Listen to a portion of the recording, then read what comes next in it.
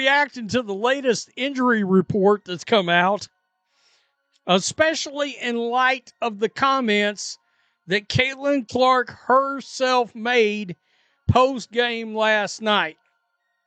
I mean, the gig is up at this point. She said she feels good.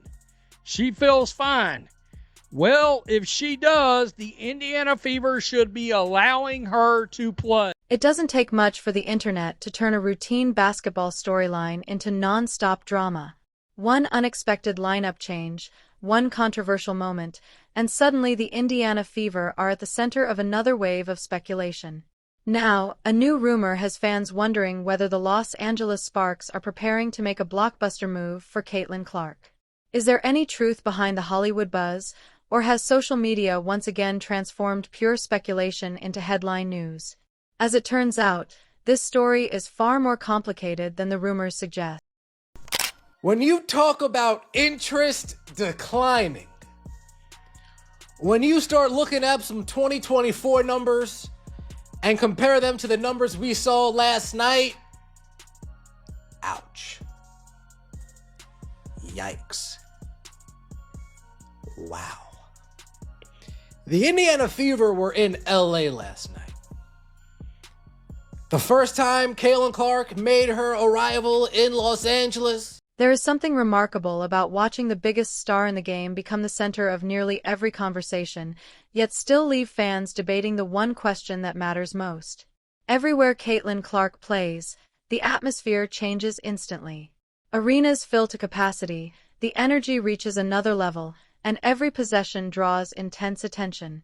She has become the biggest attraction in women's basketball, turning each game into an event that fans refuse to miss. Caitlin Clark continues to be a lightning rod in the WNBA, creating conversation whether she means to or not, and she's now firing up talks about all-star voting. WNBA great Candace Parker, in her Post-Moves podcast with Clark's Fever teammate Aaliyah Boston, blasted WNBA players for their lack of participation in player voting and for picking Clark 11th among guards. So fans here account for 50% of the vote to determine starters for the WNBA. Tickets disappear almost as quickly as they go on sale. Television ratings continue to climb. Opposing fans pack the stands hoping to witness one of Caitlin Clark's signature logo-range three-pointers, and every opposing coach spends days designing defensive strategies aimed specifically at slowing her down.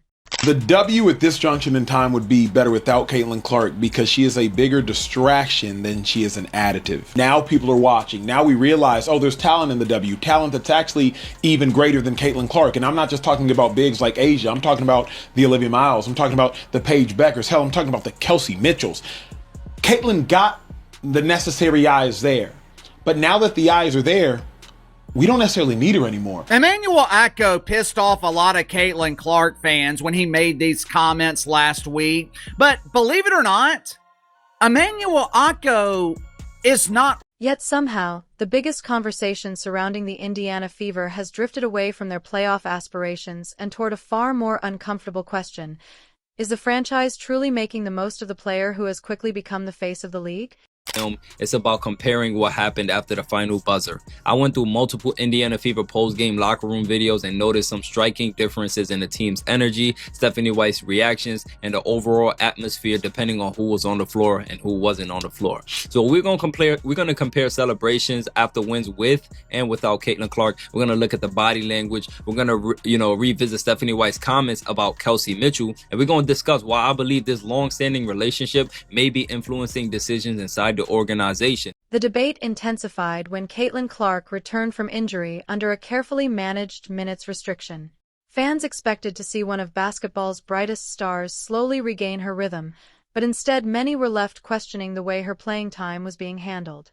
Clark would check into the game for a short stretch, head back to the bench, spend time on the stationary bike, and then return later. From a medical standpoint, the approach was designed to reduce the risk of another setback.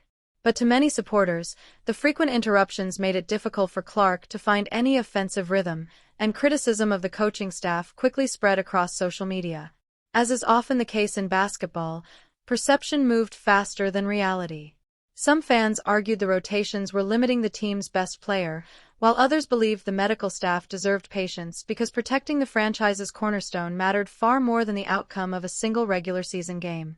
Before long, what began as a conversation about conditioning had evolved into a much larger debate about trust, communication, and leadership, with much of the scrutiny ultimately falling on head coach Stephanie White, whose every decision is magnified by coaching one of the sport's biggest stars. Talk about a debacle.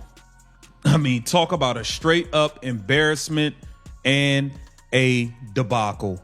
This is embarrassing. What the Indiana Fever are doing with Caitlin Clark. We got Stephanie White at the podium, Kelsey Mitchell at the podium. They're pretty much throwing Caitlin Clark under the bus, especially Stephanie White. They basically feel like they don't need her. They don't need her. At this point, they just need to move on and break this relationship up. Send Caitlin Clark off so you guys can do your thing in Indiana.